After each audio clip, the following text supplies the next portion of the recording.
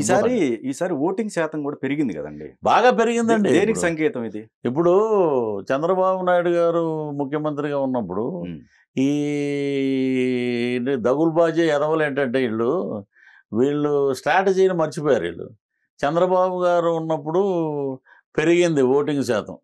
ఏదో కొన్ని అప్పట్లో కొన్ని సాంకేతికపరమైనటువంటి వాళ్ళకి అందగా ప్రజలకి ఒక్క ఛాన్స్ అనడంతో అప్పుడు ఒక 80, 79 అలా వచ్చింది.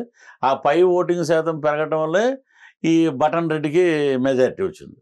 అప్పుడు విడివిడిగా ఉండటం ఇది. ఇప్పుడు ఎప్పుడైనా సరే ప్రజా వ్యతిరేకత ఎక్కువ ఓటింగ్కి కారణం అండి. ప్రజా వ్యతిరేకతే ఎక్కువ ఓటింగ్కి కారణం. ప్లస్ మీకు ఇంచుమించు ఒక 39 లక్షల మంది ఎక్కడా లేని విధంగా ఈసారి నేను చూశాను. వచ్చేటప్పుడు మేము అంత సచ్చేసాడు ఏ 2ంటికో సూర్యాపేటకి చేరితే, బాబు ఏదైనా ఉంటే పెడతారట, అయిపోయాడు, ఏమిలో టీ కావాలంటే ఇస్తా ఉన్నట్టు 39 లక్షల మంది ఎన్ఆర్ఐలు కానీ ఎవరు కానీ ప్రతి ఒక్కరు ఓటు హక్కు వినియోగించుకున్నారండి. ప్లస్ యూత్కి ఓటు వచ్చింది. కసి మీద ఉన్నారు. కసి ఇప్పుడు పథకాలు తీసుకున్నవాడు చిన్నది చెప్తానండి, ఈ ముండలకు తెలియదు కదా, అందుకని చిన్నవి చెప్తాను. మీకు పథకాలు తీసుకునే మా పథకాలు మాకు ఇచ్చేవాళ్ళంటే పథకాలు లబ్ధి పొందేవాళ్ళు ఏదో పెద్ద పర్సంటేజ్ కూడా లేదు. అక్కడ మళ్ళీ ఏసీ ఉంటే పథకం లేదంట, 4 వీలర్ ఉంటే పథకం లేదంట, ఇంకోటి ఏదో ఫ్రిడ్జ్ ఉంటే పథకం లేదంట. దిక్కుమాలిన పథకాలు అయ్యి. ఆ పథకాల వల్ల నీకు వచ్చే ఓటింగ్ అంటే ఏదో నీకు నామినల్గా వస్తుంది, కానీ ఓనే ఎగబడిపోయి ఓనే గుద్దారు కదా వేసి. లాజిక్లు మిస్ అయ్యి మాట్లాడారండి.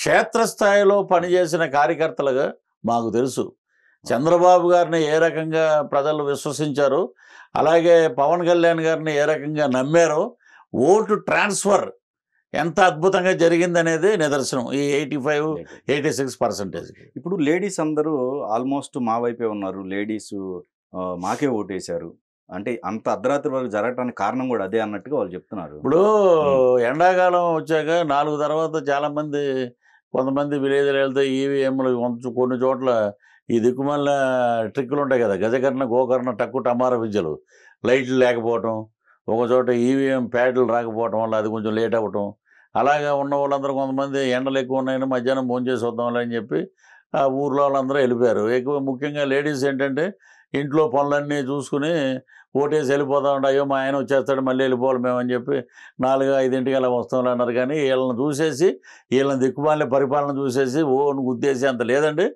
రాజ్యం ఇదివరకు మనం సినిమాల్లో చూసేవాళ్ళం, ఒక దుర్మార్గుడు అయినటువంటి ఒక మహారాజును ఎదిరించడానికి ప్రజలందరూ ఎంత సమాయత్తం అయ్యారో ఆ రకంగా ఓటింగ్ జరిగిందండి. ఇది డెఫినెట్గా కూటమిని అద్భుతమైన విజయ పదాన్ని నిలబెడుతుంది. నేను 3వ తారీఖున వెళ్తున్నానండి. అక్కడ కూర్చుని మీకు ఒక పెద్ద డ్రమ్ము తీసుకెళ్తున్నాం సెంటిమెంట్గా. ఆ డ్రమ్ము కొడతా నేను కనపడతామాట. ఎప్పుడు మీకు పోస్టల్ బ్యాలెట్లోనే తెలిసిపోద్ది ఈ పిచ్చోళ్ళ భాగవతం అన్నమాట.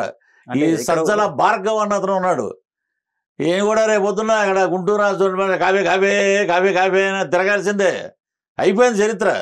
కానీ ఇక్కడ రీసెంట్గా ఒక ఆడియో రిలీజ్ చేశారండి. ఒక ఆయన మాట్లాడారు, పోస్టల్ బ్యాలెట్ మీరు అన్నారని. పోస్టల్ బ్యాలెట్లో కూడా కొంతమంది వ్యక్తులు అంటే 70-80 వేలు శాలరీ తీసుకున్న వ్యక్తులు కూడా డబ్బులు ఇచ్చాం మేము ఓటుకి, వాళ్ళు కూడా మా వైపే ఉన్నారని చెప్పేసి వాళ్ళు మాట్లాడటం జరుగుతుంది. అట్లా అంటే డబ్బు తీసుకొని వేసారంటారా?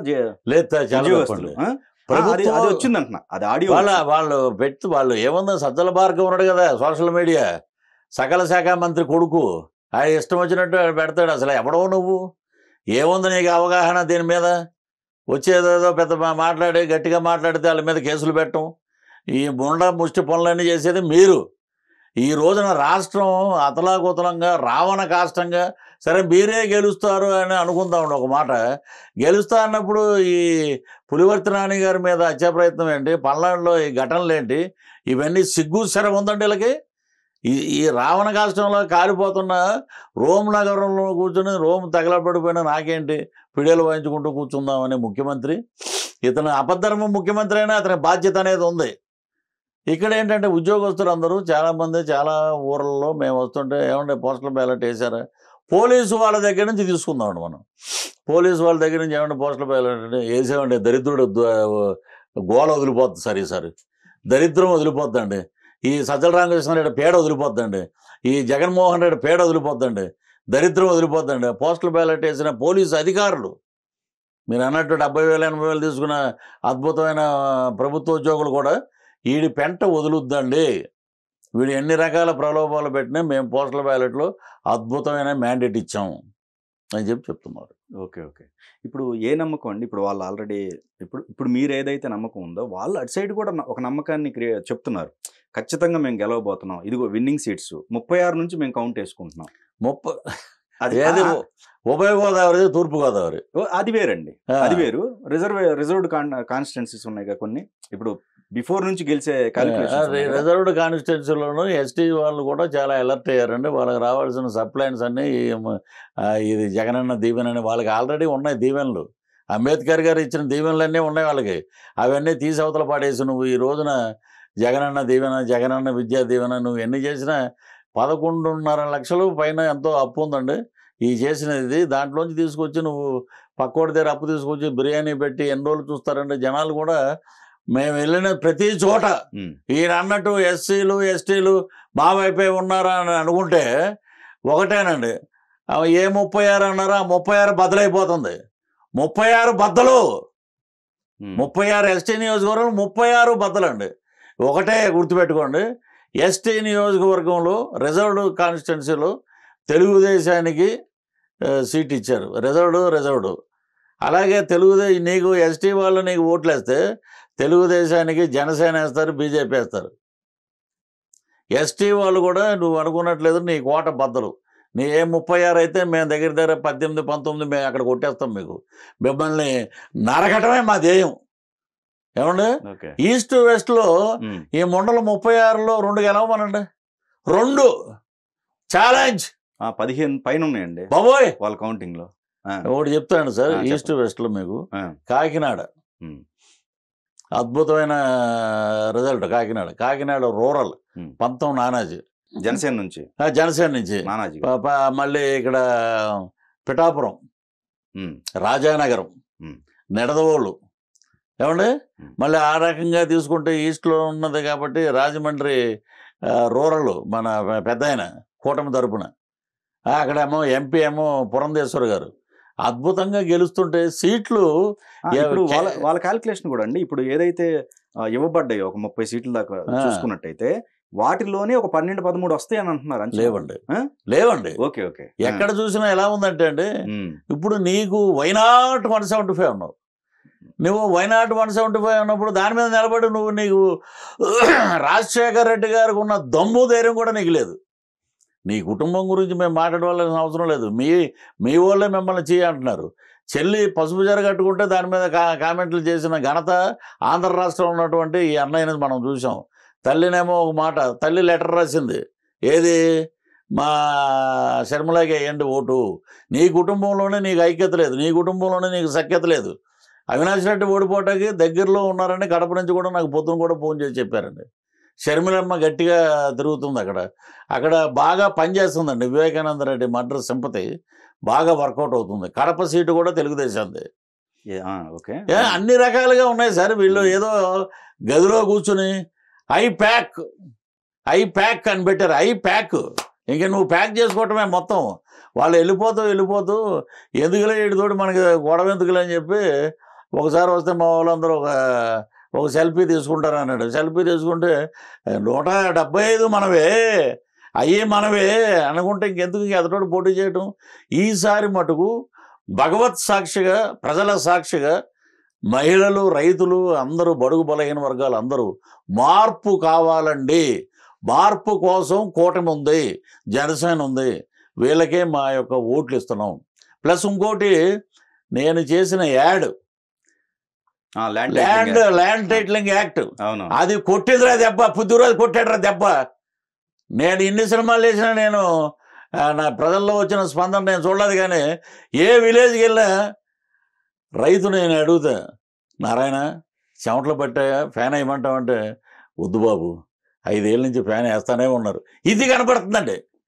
ఎక్కడికి వెళ్ళిన విలేజ్లో ఓరు నాయనో మా దస్తావేజుల మీద ఆడిపోవటం ఏంటండి బాబు, మా తాత ముత్తాస్తులు మాకు 1 ఎకరం ఇచ్చారు, ఆ ఎకరం వీడు పట్టుకుపోయి మాకు జెరాక్స్ ఇస్తాడంట, ఆ జెరాక్స్ పట్టుకెళ్ళి మేము 4 గీసుకోవాలా, లేకపోతే రేపు పొద్దున మా కూతురు పెళ్ళి ఉంది, ఏదో ఒక అవసరం ఉంటుంది, ఎవరి దగ్గరైనా బ్యాంక్ దగ్గరికి వెళ్ళి ఇది పెట్టాలంటే ఒరిజినల్ చెయ్యి, లేకపోతే పక్కింటోడికి పెట్టి 1 లక్ష అడగాలన్నా ఒరిజినల్ చెయ్యి. ఓకే. మా ఆస్తులు పోతున్నాయి. రఘురామకృష్ణరాజు గారు నేను కలిసి ఈ అంశాన్ని గట్టిగా తీసుకెళ్ళామండి. మాకు మా నాయకుల యొక్క ప్రసంగాల్లో ఎవరిని తిట్టలేదు, అద్భుతమైన మేనిఫెస్టో ఇచ్చారు. జనసేన కానీ, చంద్రబాబు గారు కానీ, పవన్ కళ్యాణ్ గారు కానీ మేనిఫెస్టో మీద అద్భుతంగా తీసుకెళ్లారు. ఈ రోజున సెంట్రల్ ఇంటెలిజెన్సీ కన్నా వీళ్ళు తొక్కలో వీళ్ళ ఐపాక్ గొప్ప ఏం కాదు కదండి. ఒకటే చెప్తున్నారు మోడీ గారు కానీ, అమిత్ షా కానీ. రాజ్నాథ్ సింగ్ గారి మీటింగ్లో నేను కూడా అనకాపల్లిలో నా అదృష్టం, నేను వారి క్యాన్వాయ్ మీద నేను ఎక్కి వారితో పాటు నిలబడి ఉన్నాను. వారు ఒకటే చెప్పారండి, జగన్మోహన్ రెడ్డిగా గవర్నమెంట్ చలే जा रहे కూటమి आ रहा है, चंद्रबाबू सीएम और एक अच्छा पोजीशन में पवन कल्याण साहब आएगा. अड्डा है लैंड अड्डा, ఇసుక మాఫియా, లిక్కర్ మాఫియా, గంజాయి మాఫియా ఇన్నున్నాయని సెంట్రల్ వాళ్ళే అంటుంటే నువ్వేదో సంకలు గుద్దుకుని బాగా వచ్చేస్తుంది, మా సజ్జల రామరెడ్డి మాకు చెప్పేశాడు, మా బొత్స సత్యనారాయణ ఇంకా దారుణం అండి, స్టేడియంకి డబ్బులు కట్టేశారంట. ఆయన నిలబడి ప్రమాణ స్వీకారం చేస్తాడు ఎమ్మెల్యేగా, నేను ముఖ్యమంత్రి. వాళ్ళ భార్య గెలవదు, ఆయనది కూడా టఫ్ ఎడ్జ్, టఫ్ ఎడ్జ్ అండి. అక్కడ ఇప్పుడు పెరిగిన ఓటు ఈ దరిద్రులను చూసి వేయలేదండి. మాకు ఈ నా కొడుకులు వచ్చారంటే మొత్తం నాశనం, కాబట్టి మొత్తాన్ని పక్కకు తోసేయాలి. ఆల్రెడీ పోలింగ్ అప్పుడే కంటప్పుడు నీరు పెట్టినట్టు రోజా అన్నీ చూసాం మనం న్యూస్లో. అందరూ గన్నవరం విమానాశ్రయంలో జగన్మోహన్ రెడ్డి గారు ఆశీస్సులు అంటారు, నియోజకవర్గంకి వచ్చాక తెలుగుదేశానికి ఓటేయండి అంటారు.